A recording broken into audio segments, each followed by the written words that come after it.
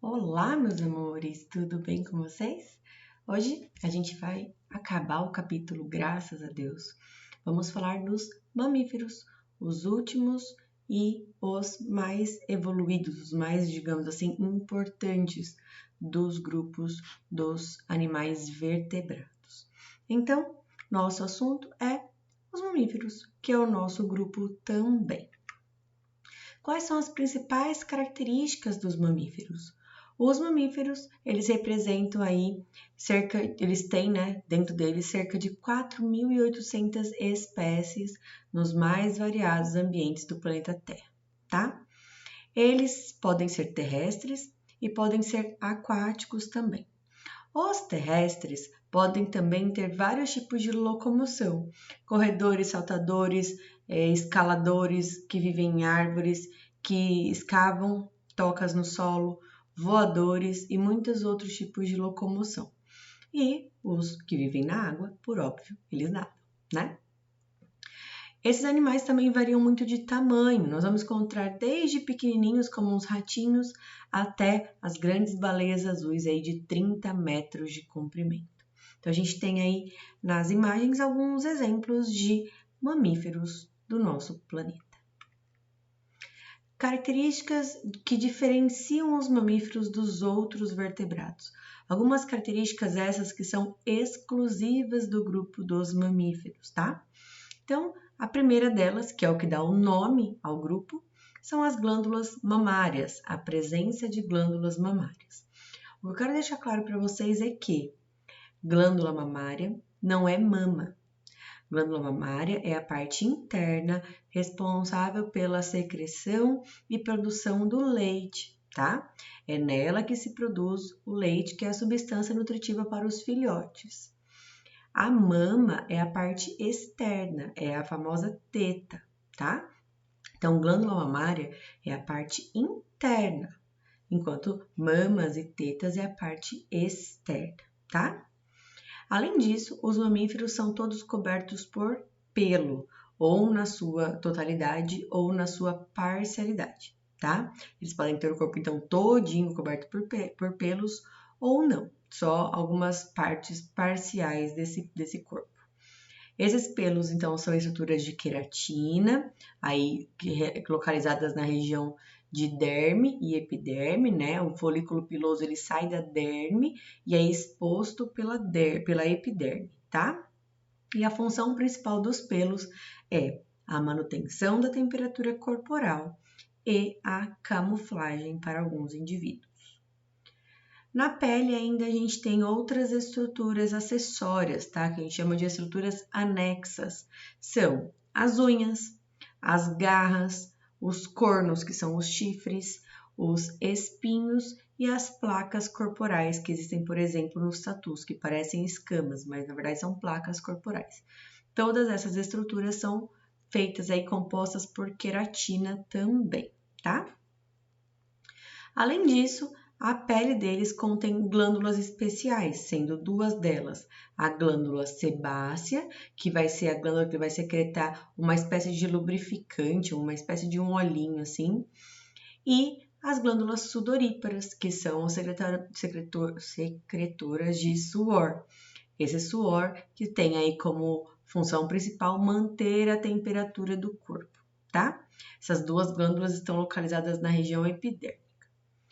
Além disso, eles também possuem tecido adiposo, que é um tecido de gordura. Esse tecido, ele tem função de proteção contra choques mecânicos, além de isolamento térmico, como por exemplo aí um urso polar, e também reservatório de energia, porque essas células adiposas aí armazenam energia rápida, tá? Energia de forma rápida para esse organismo. Outras características corporais. O sistema digestório, ele é completo, sendo então completo de boca a ânus, tá? E a gente tem, então, de estruturas aí, boca, esôfago, estômago, intestino delgado, intestino grosso e reto, tá? E aí, anexas a esse sistema, a gente tem glândulas salivares, que vão secretar saliva na região da boca, a língua, fígado e o pâncreas, que vão liberar enzimas também para ajudar aí na digestão, tá? Então, a gente tem essas 3 estruturas anexas aí também. E a língua, ela vai ser bem desenvolvida e, em algumas espécies, ela vai ajudar na captura do alimento. Outras características corporais. Os mamíferos possuem respiração pulmonar, exclusivamente pulmonar, tá? Sempre pulmonar. Até os que vivem na água respiram por pulmões. Por isso que eles têm que ir até a superfície para respirar. Nós também temos o diafragma, que é esse músculo localizado embaixo do pulmão, dá pra gente ver aqui do lado, embaixo do pulmão. Ele é um músculo que vai ajudar na dilatação, na expiração e na inspiração, tá? Ele vai ajudar no movimento respiratório. A placenta, que é um órgão aí que vai ajudar a fazer a conexão entre o bebê e a mãe, é a placenta que leva todos os nutrientes, o oxigênio, tudinho para o bebê e faz a troca sanguínea entre o bebê e a mãe, tá? Além disso, os mamíferos apresentam dentes e cada dente tem uma função específica. Nós temos aí os incisivos, os caninos, os molares, um para cortar, um para rasgar, um para triturar. Cada um tem uma função específica. Por isso que os dentes eles são muito diferentes dependendo de cada espécie. Por quê? Porque cada espécie alimenta de uma coisa diferente, tem uma dieta diferente. Então, por exemplo, os carnívoros mesmo que caçam, né? Eles vão ter os caninos mais avantajados. Por quê? Porque eles precisam segurar e rasgar aquela carne. Então, cada dente da nossa boca tem uma função específica. Mais características, sistema nervoso.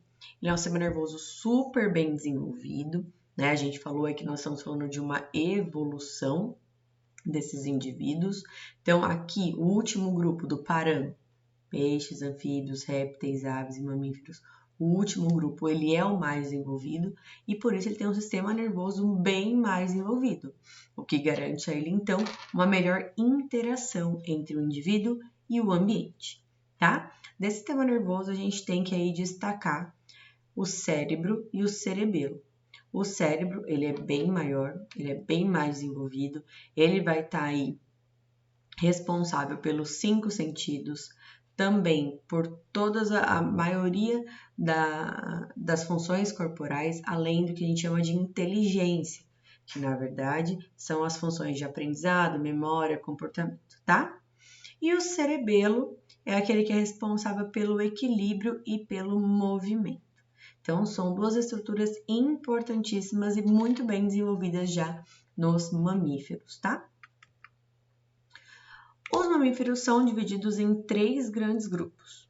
O grupo dos monotremados, o grupo dos marsupiais e o grupo dos placentários. A gente vai falar sobre cada um deles. Os monotremados são os mais primitivos. Eles lembram um pouquinho dos répteis, um pouquinho das aves. Por quê? Porque eles têm bico, eles têm nas patinhas membranas entre os dedinhos para facilitar o nado. Eles possuem pelos, porque eles são do grupo dos mamíferos, né? Eles são os únicos mamíferos que botam ovos. Então, eles são ovíparos. E, por isso, eles não têm sistema digestório, né? O sistema acabando em ânus. Eles têm cloaca, porque eles botam ovos, tá? Então, eles são os únicos mamíferos que botam ovos, os únicos mamíferos que têm cloaca, tá? Eles não possuem a estrutura externa da mama, eles têm a glândula mamária, como eu disse, eles são mamíferos, mas eles não têm a mama em si, a parte externa, não tem a teta. Então, os filhotinhos, eles vão meio que lambendo os pelinhos da barriga da mãe, da região onde ficam as glândulas mamárias, porque esse leite vai sendo secretado aí pela pele mesmo, tá? Os exemplos, o ornitorrinco e a equidna. 2 indivíduos aí bem específicos, de regiões bem específicas, né? A gente não encontra aqui no Brasil. Os marsupiais, que são os mamíferos que são caracterizados pelo marsúpio, que é essa bolsinha que eles carregam aí no ventre. Essas bolsinhas é onde acontece onde acontece metade do desenvolvimento dos bebês. Então, os bebês começam a se desenvolver no útero da mãe, porque eles são vivíparos. Então, fecundação interna, dentro do útero da mãe. Só que aí, esse bebê, ele nasce como se ele fosse um super prematuro e ele vai para esse marsúpio. No marsúpio, ele termina de se desenvolver, tá? Então, é por isso que eles ficam no marsúpio por tanto tempo, porque eles terminam o desenvolvimento deles lá dentro.